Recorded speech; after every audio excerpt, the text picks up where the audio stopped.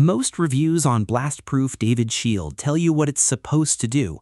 I wanted to know what it actually does, so I put it through the matrix, broke down the mechanism, checked the components, looked at what real users are reporting. This is the review matrix. Here's what I found. Here's what's actually going on with grid vulnerability and EMP preparedness. Most people dealing with it aren't failing because they haven't tried.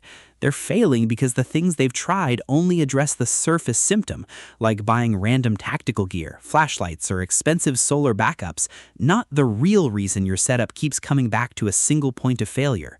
That quiet frustration of doing everything right, buying the gear, and still feeling like you're completely unprepared for a real prolonged blackout, that's the gap BlastProof David's Shield is designed for.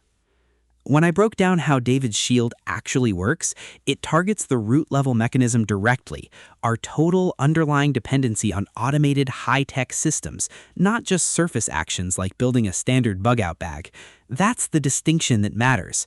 Most modern survival guides work at the symptom level, giving you blueprints for tech-heavy backups that an electromagnetic pulse would fry instantly.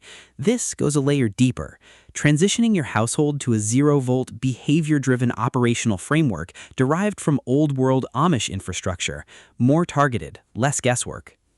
Running through the key components, the DIY junk drawer Faraday Shield. This is the one that stood out most because it directly addresses the panic and massive financial drain of buying thousands of dollars in specialized military shielding just to protect basic communication lines. Then there's the Amish protocol for preserving heat-sensitive medicine like insulin without power, which I hadn't seen formulated this way in this category before, moving past standard ice pack fixes that fail within 48 hours. And finally, the low-profile home layout and passive deterrent zones. Easy to overlook, but it's what makes the other tactical protections actually compound instead of cancel each other out by ensuring your home doesn't draw attention or signal vulnerability to outsiders. Based on the breakdown and what consistent users are reporting, early on, usually within the first week of auditing your household layout, most people notice an immediate identification of hidden electrical dependencies and simple fixes to secure them. That tends to build into a systematic setup of manual water and heat backups with consistency over the next month. And longer term, true operational self-reliance and the psychological decompression that comes from knowing your family's survival doesn't rely on a fragile macro grid. Not a straight line, but a clear direction. That's what the pattern shows. The protocol is simple, reading through the modular blueprints and systematically checking off the household adjustments. It fits into a weekend routine without friction. The timeline most people report meaningful results to get fully fortified, 2 to 3 weeks. Not a disclaimer, just how cumulative mechanisms work.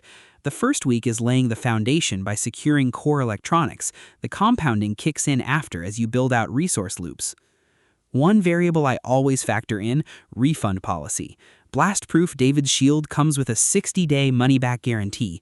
I treat that as a confidence metric. Companies don't offer real 2-month return windows on information products they know underdeliver. It also means if the low-tech framework doesn't map well to your specific suburban or urban constraints, you're not absorbing the full financial risk. That's a relevant input. If the mechanism checks out for your situation and the problem I described is where you actually are, the link to the official page is below. Direct link, no resellers, no markup. It is currently available for a one-time fee of $67. Go through it, cross-check what I've covered, and run your own matrix. You've got everything you need to decide. If you've already run your own test on David's Shield, I genuinely want to hear what you found. Drop it in the comments. The more data points, the clearer the picture gets for everyone.